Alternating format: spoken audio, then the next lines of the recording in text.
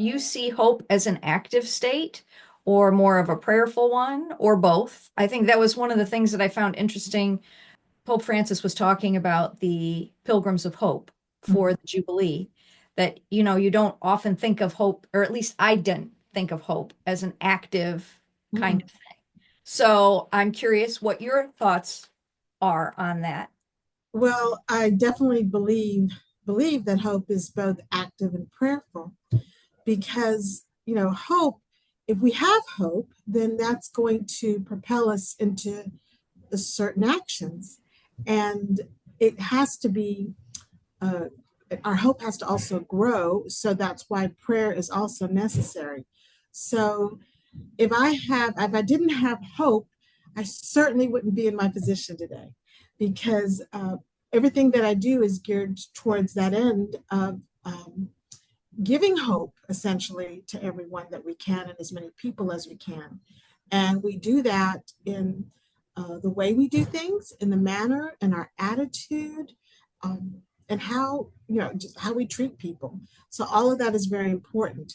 But the prayer life is a very important aspect of it because in order to grow ourselves in hope, and we have to grow our faith as well, and to learn all that we can, and to go to the sacraments and to go to the holy sacrifice of the mass, as well as to do devotionals and to seek always to learn what we can and grow as we can, because in that then our hope will be able to be sustained. And because hope is something that God gives us, and there's nothing we can do to earn it, or it's a gift.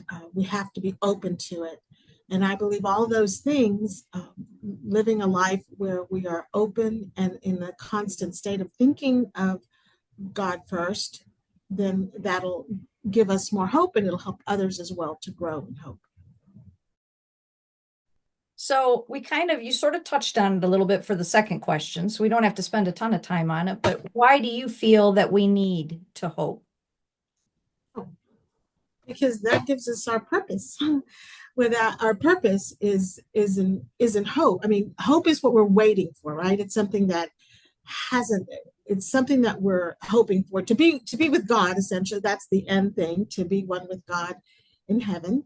Um, and it's a waiting for in everything that we do, and it's expressed in the things that we do.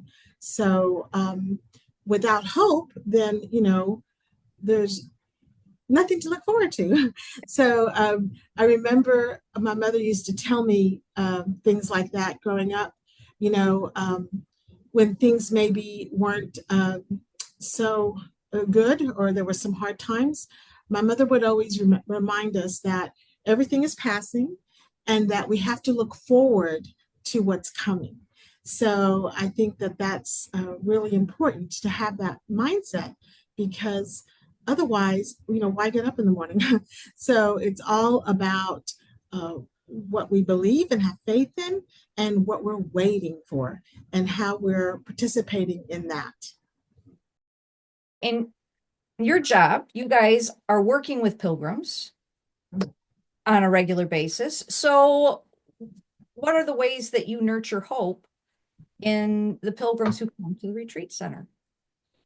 Well, we nurture hope, number one, in the way that we show hospitality, that we give them that sense that they are very welcomed here, and that we are here to help them in their journey on their pilgrimage. We're here to help them in the different things that we offer by the retreats. So the retreats have to be well planned, well organized, so that they can optimize those opportunities for our retreatants. Everything from, like, the moment they walk in, to their rooms, to the content of the retreats, to the food they eat, everything that is going to show them that they are loved, and that we're here to help them on their journey, and making available the spiritual direction that we offer, or if they want to see a priest, always open to that, so that they can know that they have a place they can go to get that nurturing that they need, that's going to help them in growing their faith and bringing them to hope. How do you find that hope is nurtured in you by the people you serve, the people you work with, and your family? I mean, how do you feel lifted up? Yeah. Oh my goodness. Well, um, I'll start with work first. So, you know, at the end of the retreats, we do the sharing of the graces. And that's when they speak about their experience here and what really touched their hearts. And if there are any miracles, because that happens, we are the place where miracles happen. Um, that always inspires me to hear their individual stories of their experience.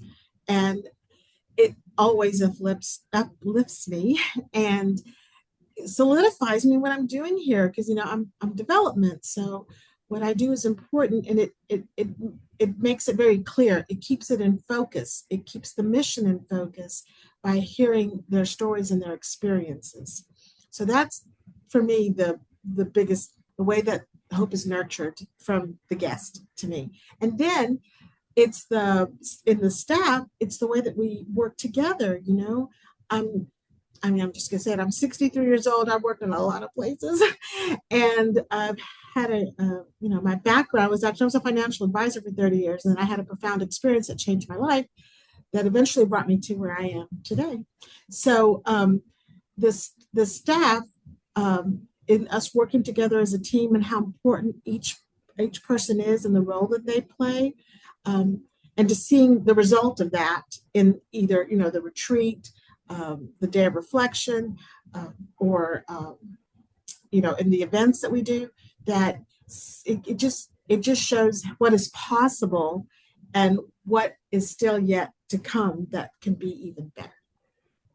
God has touched me in so many ways, with what, like I said, it eventually led me to here. I had a profound experience when I was at Merrill Lynch with an amazing person and his wife, that totally shifted my perspective on life. And I wasn't even like looking for change, So it should just that gives me hope, and that even when we're not looking for it or necessarily searching for it, God is still reaching out to us.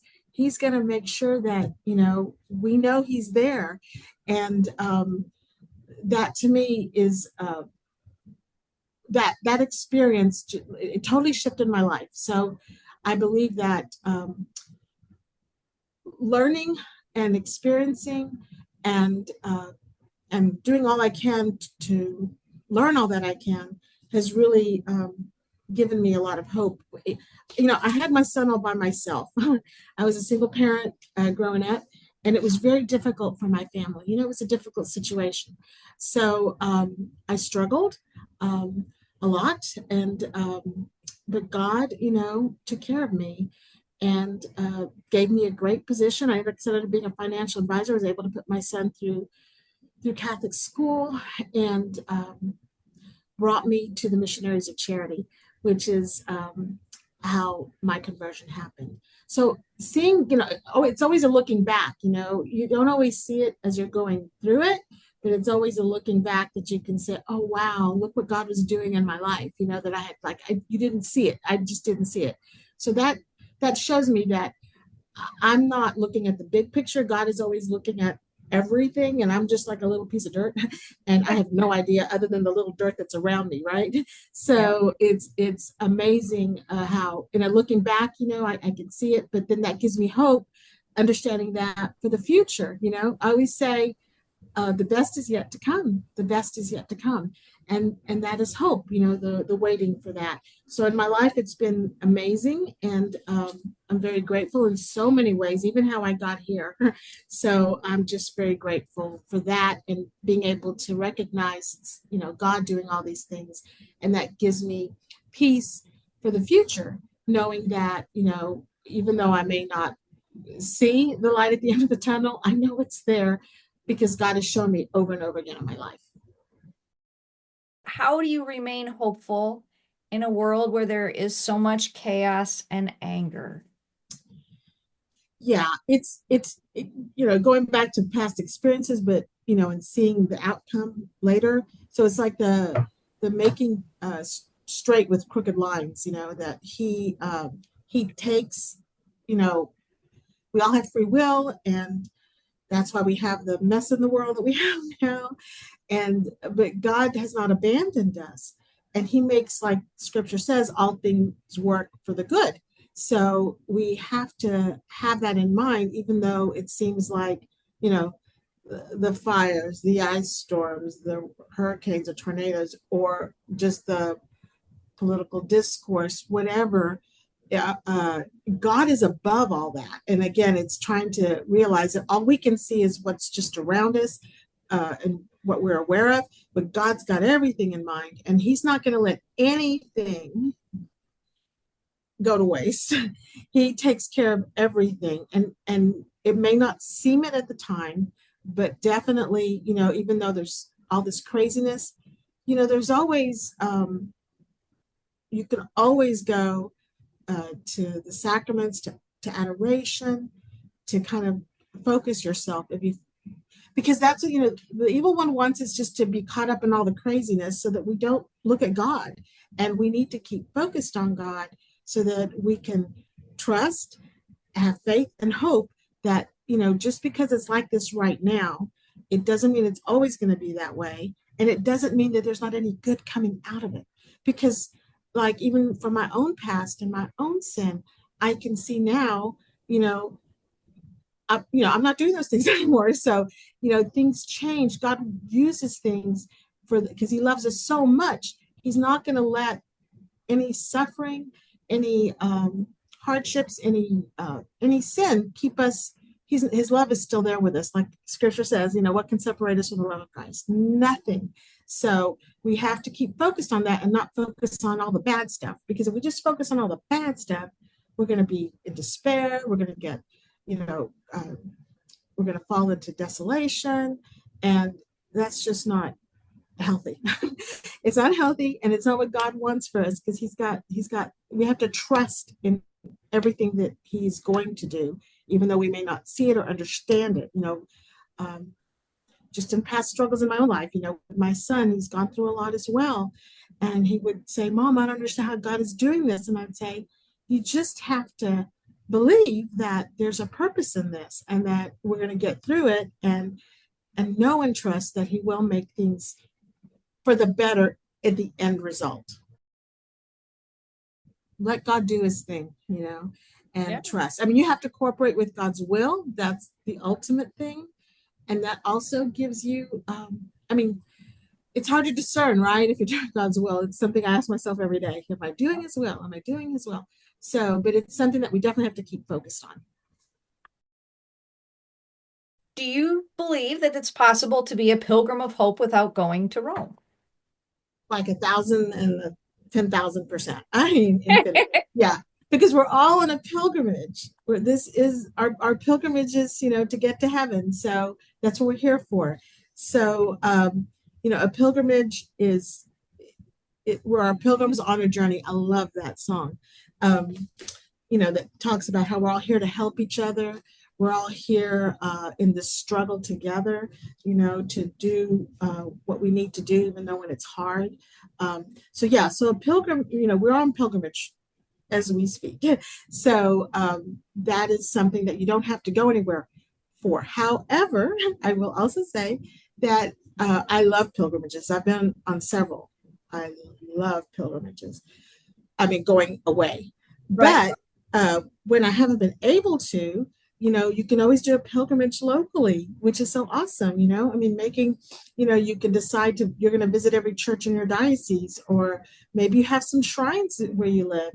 You can always go and visit them, you can make yourself a little passport to go to all the places that are around you, that you don't have to travel, overseas. In America, there's so many amazing places you can go to on pilgrimage. You don't even have to go overseas, So there's Beaumont is about 2-hour drive from here.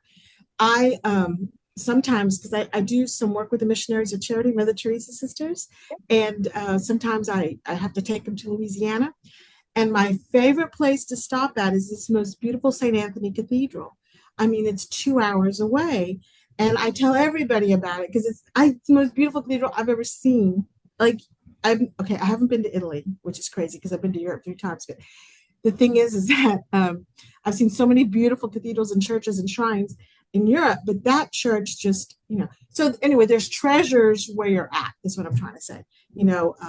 First, remember you're on a pilgrimage. Make every day, you know, get hopefully getting closer and closer to the goal, and then your final destiny, and then looking at places that you can go to locally.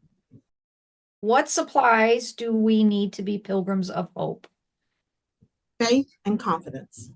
Faith and confidence. Because, hope comes from faith. It's a theological virtue, and it's given to us, and even, faith is given to us, but we have to have faith in order to be able to have hope and confidence and trust in God.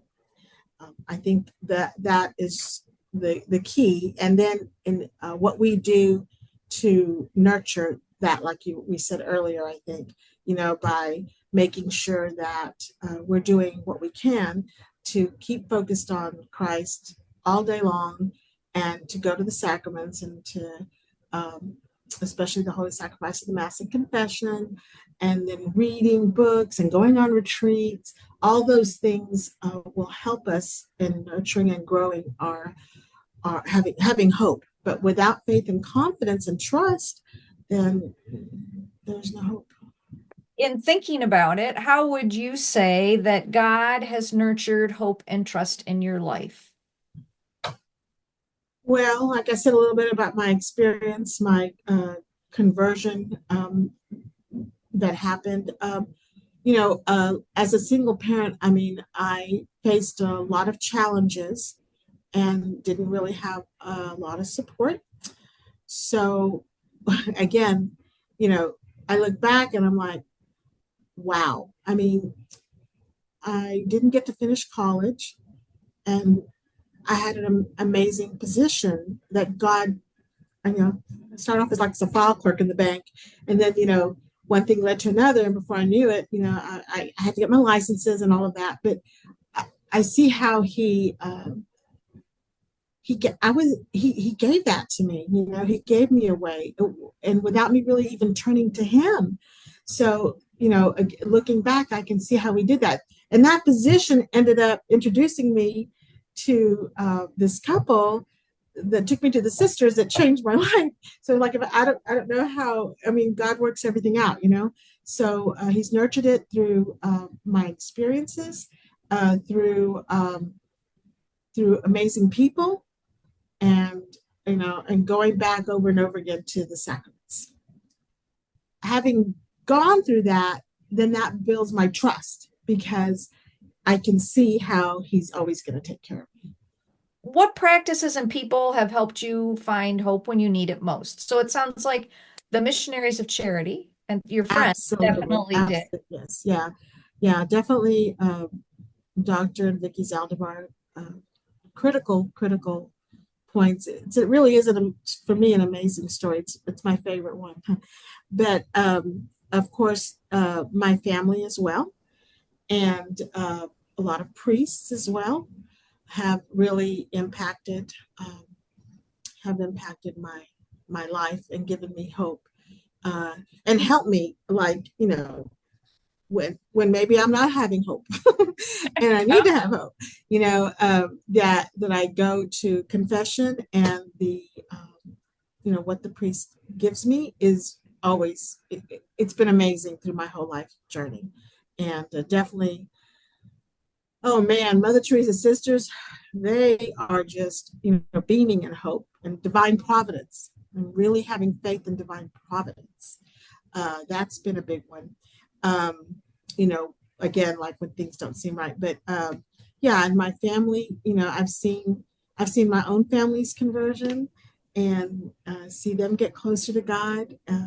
So that's been that's been really wonderful, so that's really good. Yeah.